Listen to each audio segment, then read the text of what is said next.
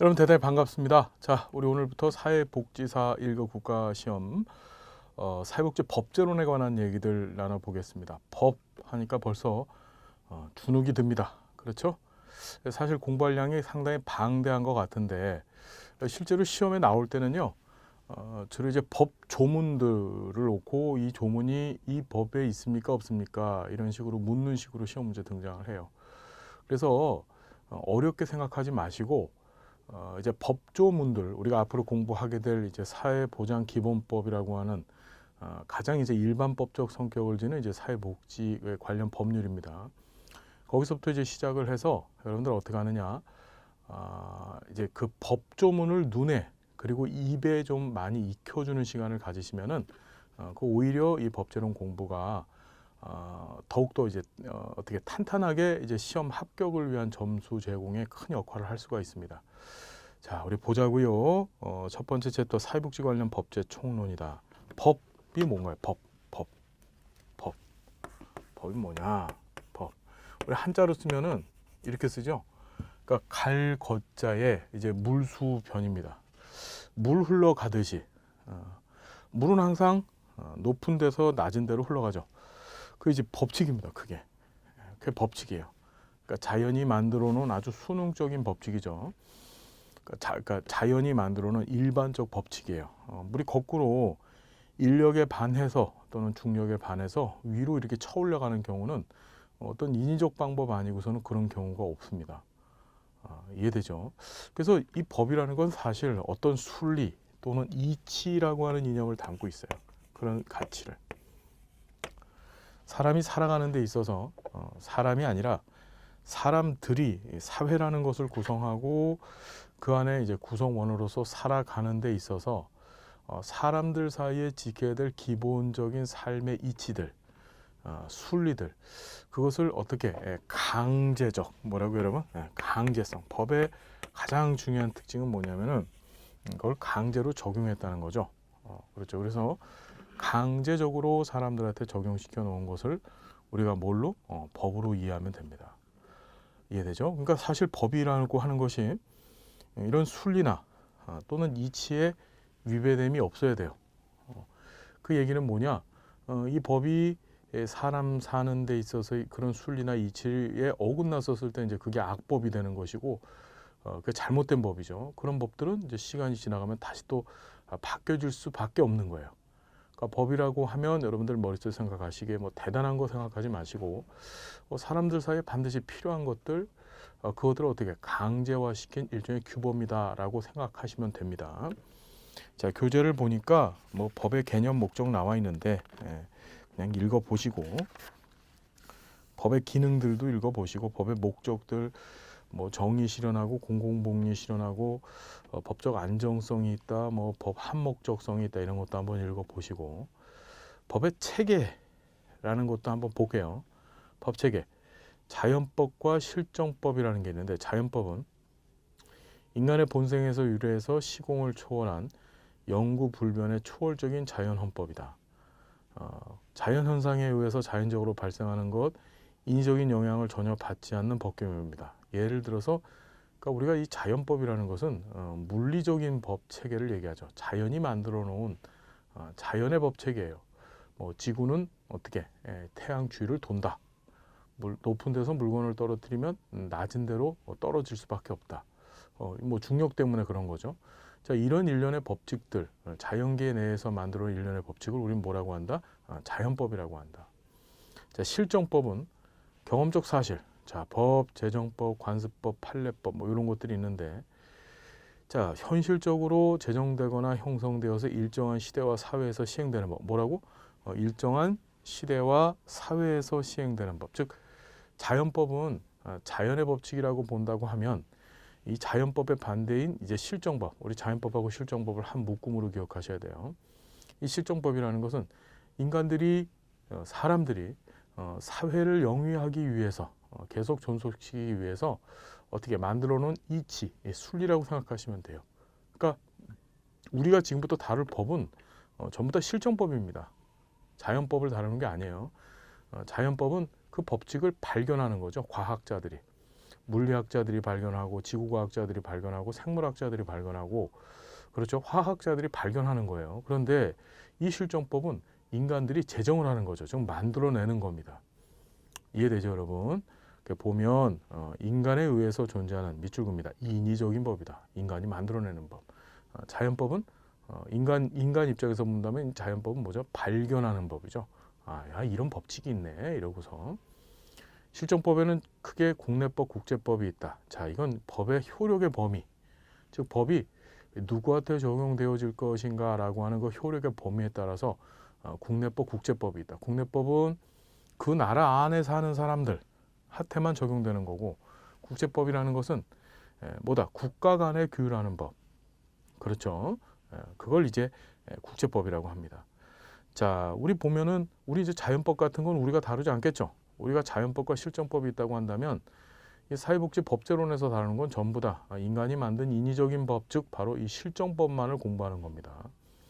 자, 이 실정법 안에는 이게 좀 모양이 좀 이상하게 됐는데 이제 자연법이 있고 실정법이 있으면 이 실정법 안에 또 뭐가 있느냐? 공법, 사법, 그 다음에 사회법이라고 하는 세 가지 법 체계가 있어요. 공법, 사법, 그 다음에 사회법. 자, 공법은 공적인 생활관계를 규율하는 법이다. 공적인 생활관계. 여러분, 공적인 생활관계라고 하면 이게 어떤 얘기일까요? 가장 대표적인 게 범죄죠. 범죄. 내가 너한테 이런 죄를 저질렀어. 그럼 죄에 대해서 반드시 뭐가? 처벌이 따르는 거예요. 처벌이. 그렇죠? 그래서 그런 처벌과 관련되어진 법을 우리가 공법체계라고 얘기하고 그 공법 안에 헌법, 형법, 형사소송법, 민사소송법, 뭐 행정법 등이 있어요. 자, 사법이라는 것은 사적인 생활관계, 사적인 생활관계라고 하면 계약이나 보상 따위를 다루는 거죠. 그러니까 이건 처벌을 목적으로 해서 만들어진 법이 아니고 계약이나 또는 어떻게 이 보상 관련되어진 내용들을 다루는 법 체계입니다. 그게 이제 대표적인 게 민법, 상법이 있죠. 가장 사적인 법하면 우리가 생각나셔야 될 게 민법이에요. 마지막으로 이제 사회법이 있는데 이걸 이제 수정시민법이라고 얘기를 합니다. 종래 공사법으로 해결할 수 없는 폐단을 극복하기 위한 그래서 만들어 놓은 제3의 법이다. 노동법, 사회보장법, 경제법 등이 있다. 가치와 윤리가 가장 많이 적용되어져 있다. 재산과 계약에 국가가 간섭하고 무과실 책임주의 원칙을 적용하는 규칙이 있다. 이걸 수정된 심의법이라고도 얘기하는데 뭔 소리냐면은 이런 거죠. 우리가 시민법이라는 것이 있습니다. 시민법. 시민이 뭐죠? 시민? 여러분 시민이란 말 하면 느낌이 좋으세요? 안 좋으세요? 예. 별로 안 좋다고요? 좋은 얘기 같죠, 그죠? 시민이라 하면 말 그대로 그 나라 안에서, 그러니까 그 나라 안에서 일종의 정치적 권한, 권력을 행사하는 사람을 이제 시민이라고 보시면 돼요. 이해되나요? 정치적 권력, 권한을 행사할 수 있는 그런 권위를 부여받은 사람을 시민으로 보면 됩니다. 여러분 잘 아시겠지만 세계사적으로 본다면 세 가지 시민혁명이 있었어요. 세 가지 시민혁명. 그 세 가지 시민혁명이 뭐였었냐면은 맨 처음에 터졌던 게 이제 영국에서 발생했던 명예혁명이었었죠. 그리고 이제 두 번째로 미국에서 독립혁명이 있었었고 마지막으로 이제 프랑스에서 1789년이죠. 그때 이제 프랑스 대혁명이 있었습니다. 자, 이걸 시민혁명이라고 보통 얘기하는데 그걸 통해서 어떻게 해요? 이제 민주주의라는 것이 이루어졌죠. 민주주의. 그러니까 시민혁명은 과거의 절대 왕권제, 즉 왕이 곧 국가가 되는 그런 시스템의 붕괴를 만들어냈고 그 결과로서 어떻게 돼요? 민주시민, 즉 국가 운영에 대한 주권이 왕한테서 뿅 하고 나와서 어떻게 시민들로 이전되어진 겁니다. 여러분 어떤 말씀 이해되시죠? 자, 그 시민권, 그 시민혁명이 벌어졌던데 그 시민이 과연 누구였었느냐? 그게 이제 문제인 거예요. 그 시민은 당시에 무슨 농민, 그 다음에 뭐 갖지 못한 빈민 이런 사람들은 시민권 부여를 받지 못했습니다.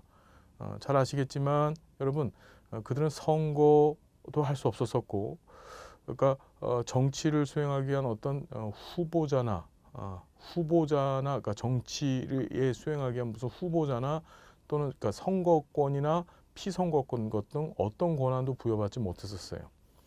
당시 시민이라고 불려졌던 사람들은 누구냐? 바로 자본가 계급들이었었죠. 시민혁명을 이끌었던 사람들은 굉장히 중요한 개념인데 못 가진 사람들은 시민의 자격이 없었고요. 소유를 많이 하고 있었던, 즉 돈 많이 갖고 있었던 자본가 계급들만 시민의 권위를 부여받았습니다. 이해가 되나요?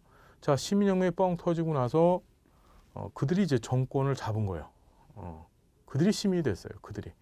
나머지 가난한 뭐 소장농이라든지 농부들 이런 사람들은 그 시민에서 아주 절대적으로 배척당했죠. 그들이 시민이 되고 나서 정치를 하게 됩니다. 그리고 정책을 만들게 되는데 한번 생각해 봐요. 돈 많이 갖고 있는 자본가가 정책을 만들고 정치를 한다라고 한다면 자, 누구를 위한 정치 정책을 할까요? 당연히 돈 많은 사람들을 위한 정치 정책합니다. 우리나라도 이미 경험을 해봤어요. 어떤 대통령이 계셨었는데 그분이 이제 경제인 출신이야. 그러다 보니까 어떻죠?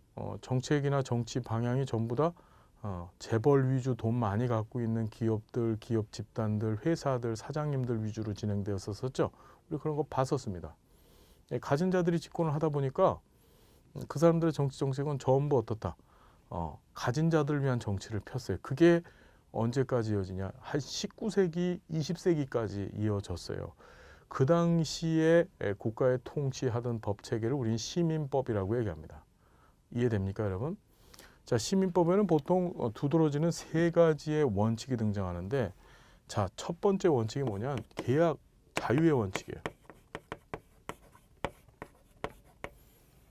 뭐라고요? 계약 자유. 자, 계약 자유의 원칙. 그 다음에 소유권 절대 원칙. 그 다음에 세 번째가 과실 책임의 원칙입니다. 자, 이 세 가지 꼭 기억하셔야 돼요. 계약 자유, 소유권 절대, 과실 책임.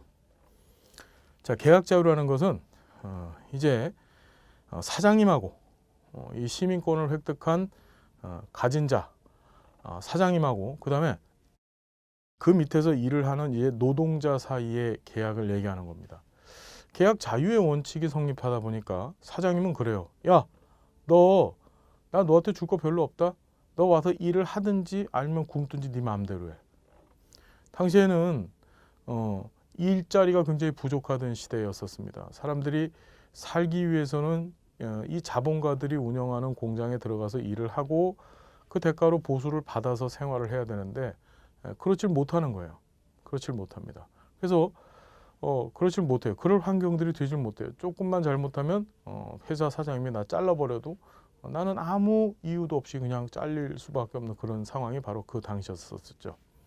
이 계약자의 원칙은 다시 한번 사장님과 근로자 사이의 관계를 맺을 때, 즉 계약을 맺었을 때 사장님 마음대로 하겠다는 거야. 쉽게 얘기하면 이런 거죠. 나 저 받더니만 밖에 나갔더니 1시간당 500원만 줘도 열심히 일할 사람이 부지기수야. 너 나한테 지금 1,000원 달라 그랬지? 나 너하고 계약 안 해. 이해되죠? 자, 봤더니 너 일 잘 못한다. 당장에 오늘 나가. 이해되나요? 그게 바로 계약 자유 원칙입니다. 그러니까 이 계약 자유의 원칙에 근거한다면 누구만 유리한 겁니까? 뭐 당연히 사장님한테만 유리한 일이 벌어지겠죠. 이해되시죠? 자, 그래서 이제 많은 병폐들이 발생합니다. 당연히 사장님 말고, 즉 자본가 빼놓고 직원들이 어떻게 빈자이면서 그들은 가진 게 없는 자들이었는데 그들이 이 가진 자들한테 종속될 수밖에 없는 구조가 이 계약자의 원칙이에요. 두 번째가 소유권 절대 원칙인데, 소유권 절대 원칙이라 하면 무엇이냐? 자, 내가 갖고 있는 재산, 이거 네가 뭔데 여기에 간섭하냐? 절대 간섭할 수 없다. 내 거는 다 내 거다. 무슨 말씀인지 되시죠? 이건 내 땅이야. 내 땅이야. 내 땅인데 여기다 내가 뭘 하든지 간에 네가 뭔 상관인데. 나 내 땅에다가 여기다가 나 빌딩 100층짜리 그냥 질 거야. 내 땅에다 내 돈 갖고 짓겠다는데 네가 뭐야? 즉 국가가 개인의 소유에 대해서 간섭할 수 없는 거예요. 그걸 침해할 수 없게 만들어 놨었습니다. 그러니 어떤 일이 벌어지나요?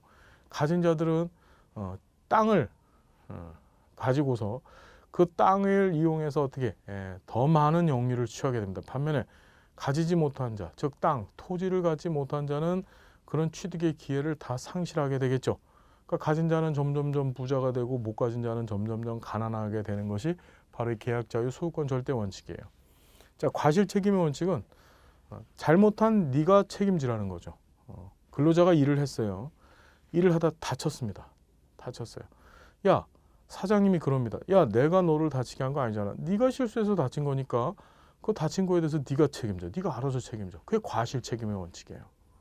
나는 너를 다치게 한 적이 없어. 나는 너한테 월급만 주고 일 시켰을 뿐이지. 네가 실수해서 다친 거니까 네 다친 거에 대해서 네가 알아서 치료하고 네가 알아서 어떻게 치유를 받아야 돼. 그게 이제 과실 책임의 원칙입니다. 자, 그런데 이것이 이제 어떻게 되느냐? 20세기쯤 오면서부터 바뀌기 시작해요. 어떻게 바뀌느냐? 수정시민법으로 바뀌어요. 무슨 법? 수정시민법. 법을 바꿉니다.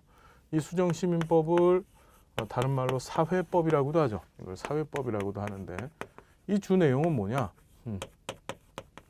계약에 대해서 간섭하는 거예요. 계약 간섭. 누가 간섭해? 국가가 간섭해요. 너 근로자하고 사장님이 계약을 맺었어? 자, 500원만 줘도 일할 사람이 부지기수인데 이렇게 많이 널려 있는데 뭐하러 돈 많이 주냐? 사장님이 그렇게 얘기할 때 국가가 그 계약 안에 간섭해서 최저임금 제도라는 걸 만들어 버립니다. 최저임금. 이만큼보다 돈을 덜 주면 그거에 대해서는 어떻게 그 계약은 인정하지 않겠다. 국가가 그걸 인정하지 않고 또는 마음대로 사장님이 직원을 툭툭 잘라버립니다. 그것도 안 된다. 그것도 안 된다. 이유 없이 정당한 이유 없이 해고하는 거, 네 영리를 위해서만 직원을 활용하고 이용하는 거 절대 인정할 수 없다. 자, 그게 바로 계약 간섭의 원칙이에요. 자, 두 번째가 소유권 절대가 아니라 소유권 제한의 원칙이 등장하죠. 이 소유권 제한은 뭐냐? 야, 네 땅이라고 해도 네 땅 네 맘대로 할 수 없어. 요만큼 부분은 반드시 공유 면적으로 만들어 놓고 이 공유 면적에 대해서는 어떻게 네 땅이지만 이걸 공공이 공공의 복리를 위해서 활용하게 내비둬야 돼. 그게 그렇게 시킵니다. 한 발짝 더 나가서 야, 이거 네 땅? 네 맘대로? 안 돼. 세금 내. 네가 다 건물을 100층짜리를 줘? 안 돼. 여긴 20층까지밖에 못 줘. 이해되죠? 그러니까 소유권을 제한하게 되죠. 세 번째로 과실 책임이 아니라 뭐죠? 무과실 책임주의로 가요. 무과실 책임. 무슨 책임? 무과실 책임. 자, 이 무가 없을 무자입니다. 즉 과실이 없음에도 불구하고 책임을 져야 돼. 너. 자, 나는 직원을 다치게 한 적이 없어요. 직원이 일을 하다가 높은 데서 일을 하다 떨어져서 다쳤는데 사장님은 그 직원을 다치게 한 적도 없음에도 불구하고 즉 과실이 없음에도 불구하고 어떻게 그를 위해서 보상을 해줘야 됩니다. 이 무과실 책임주의 원칙이 반영된 가장 대표적인 제도가 바로 산업재해 보상 제도죠. 그렇죠. 사장님이 어떻게 보험료를 100% 다 내십니다. 근로자는 한 푼도 안 내요. 그러면 사장님은 어떻게 하나요? 너가 그러니까 사장님이 예를 들어서 일을 하던 사람을 밀어서 다치게 한 것이 아님에도 불구하고 사장님이 그에게 발생한, 즉 일하는 직원한테 발생한 모든 책임을 지게 되죠. 그것이 바로 무과실 책임 원칙입니다. 자, 사회복지 관련 법들은 이런 과거의 시민법적 체계가 잘못됐다고 보고 그걸 어떻게 수정시민법 체계, 즉 사회법적 체계 안에서 만들어진 법이 바로 이 사회복지 관련법이에요. 그래서 꼭 기억하셔야 될 게 뭐냐면 사회법. 다른 말로 뭐라고? 수정시민법은 이게 이제 우리가 공부하게 될 이 사회복지 관련법들의 체계는 바로 이 사회법에 해당한다. 사회법은 다시 어떤 특징 갖고 있다고? 계약에 있어서 국가가 간섭을 하고 그리고 소유권을 제한하고 무과실 책임 원칙이다. 기억해 두시고요. 실제법, 절차법. 실제법은 주법, 주인이 되는 법이죠. 그렇죠. 권리, 의무의 실체관계 발생, 변경, 소멸, 효과 등에 대해서 규정했고 절차법은 말 그대로 과정입니다. 즉 실체법에 대립되는 개념으로 권리와 실질적 내용을 실현하기 위해서 취해야 될 방법들, 과정들을 규율하는 법을 어떻게 절차법이라고 하더라. 일반법, 특별법 이게 이제 뒤에 가서 또 구체적으로 공부할 건데 일반법은 법이 적용되는 효력 범위가 밑줄 긋습니다. 제한이 없이 일반적으로 적용되는 법. 뭐라고?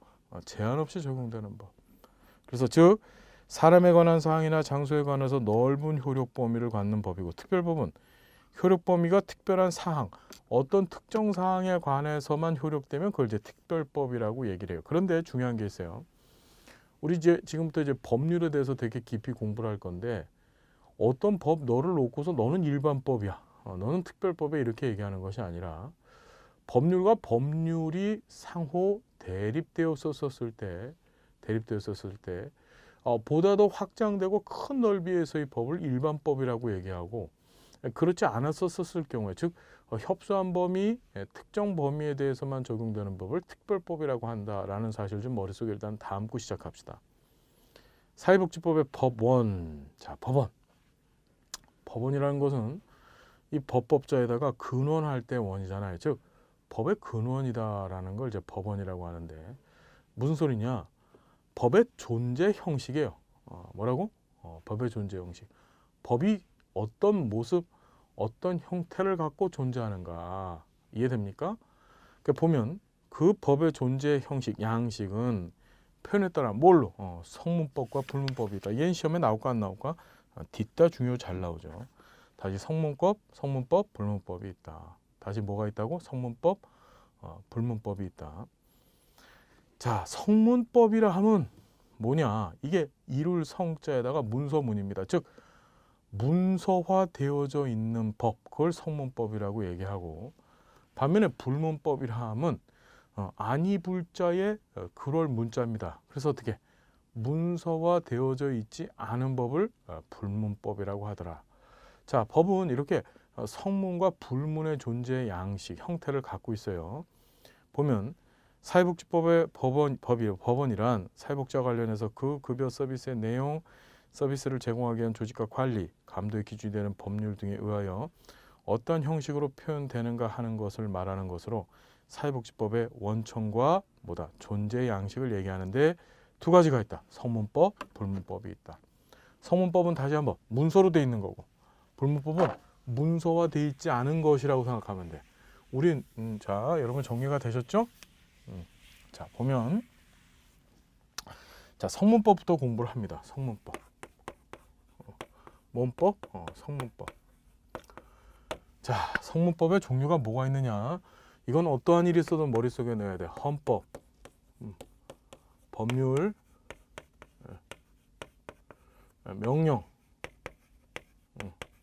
조례, 규칙.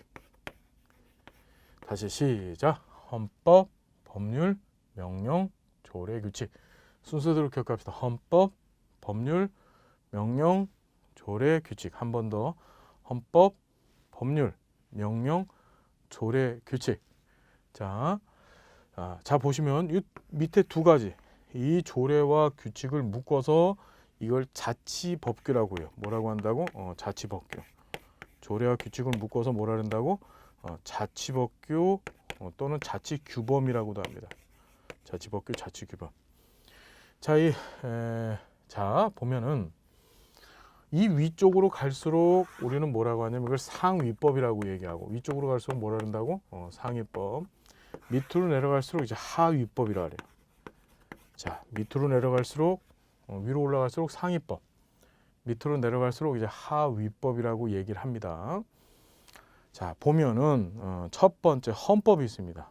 헌법 얘기 맨날 듣죠, 그죠? 헌법이 뭐죠? 무슨 뜻이에요?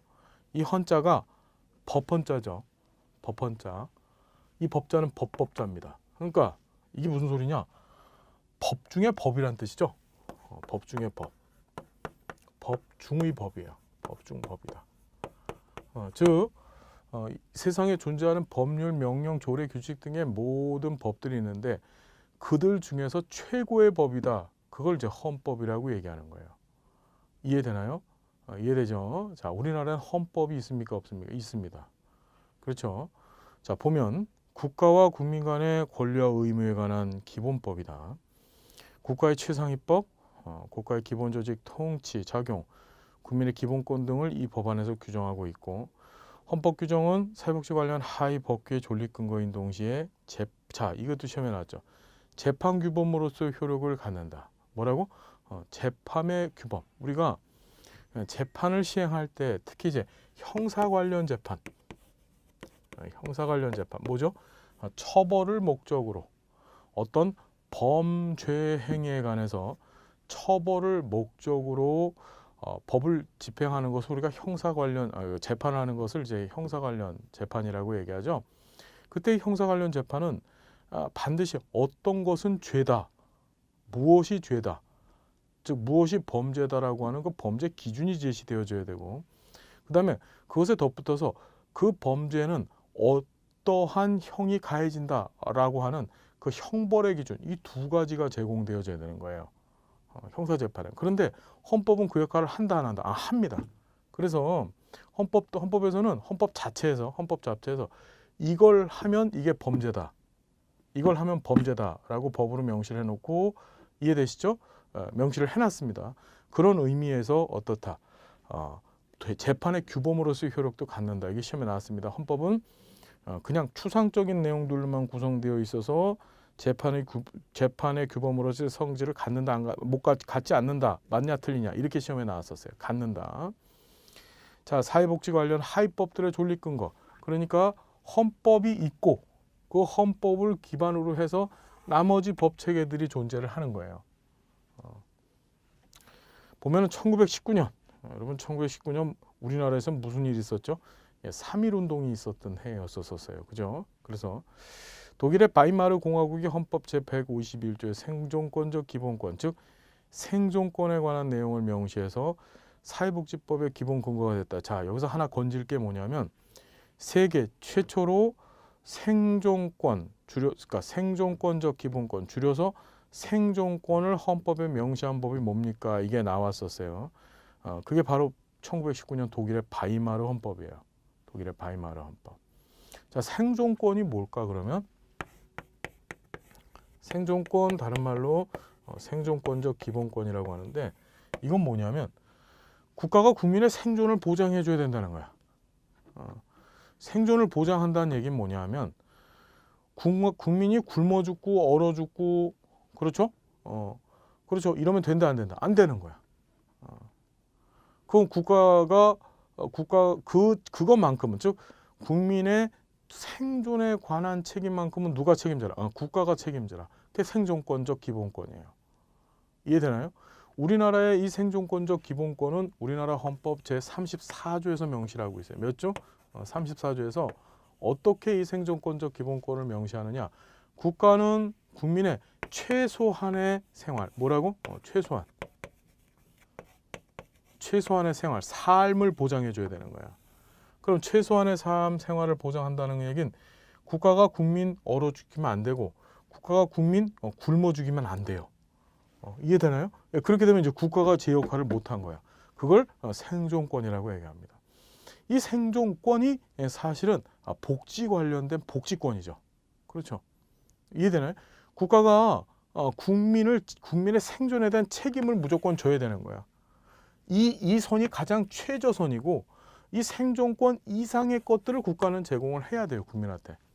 그게 바로 복지권입니다. 그래서 우리 법제론에서는 이 생존권을 복지권으로 보고, 생존권 복지권으로 보죠. 그렇죠, 여러분? 이걸 조금 확대한 사람이 있는데, 우리 정책론에서 마샬의 시민권론 공부하셨어요, 그죠? 마샬은 그 시민권론에서 이것을 사회권으로 명시를 했죠. 사회권. 기억나요? 그래서 어떻게 정리하시냐? 생존권, 복지권. 다시 생존권, 복지권, 사회권은 뭐다? 동일하다. 이렇게 기억을 해두시고, 인간다운 생활을 최소한의 인간다운 생활을 국가가 보장해야 되는 것이다. 1919년 독일 바이마르 헌법에 첫 명시가 되었다. 기억을 해 두십시다. 두 번째 법률이 있습니다. 법률. 자, 법률. 자, 이 법률, 명령 등은 즉 이 밑에 나와 있는 이 법들은 헌법에서 그 법에 대한 규정을 하고 있어요. 법률이 어떠어떠한 절차에 의해서 만들어져야 되고 명령이 어떠어떠한 절차에 의해서 만들어지고 수행되어져야 되는지 등등등. 그렇죠. 그걸 어디서 다루고 있다고? 헌법이라고 하는 법 중의 법, 가장 최상위 법에서 다루고 있더라. 이해되나요? 자, 그래서 우리가 법률서부터 이 법률서부터 다음 시간에 계속 진행을 할 건데 어렵지 않죠? 법률서부터 다음 시간부터 계속 진행을 할게요. 그래서 우리 보시면 이제 이 총론 일반적인 내용들을 이제 쭉 공부를 하셔서 제 1단원에서 공부 끝나면은 그 다음부터는 이제 관련된 일반법 체계들에 대해서 이제 구체적으로 각각의 법률 위주로 공부를 하게 될 거예요. 이해가 되죠, 여러분? 자, 그렇게 진도를 나아갈 테니까 여러분 아시고 이 총론 부분을 잘 아셔야 이후에 등장하는 이 법률 체계들을 또 이해할 수 있습니다. 자, 우리 한번 열심히 해보자고요. 자, 함께해서 고맙고 다음 시간 또 행복한 모습으로 만나 뵙겠습니다. 감사드립니다.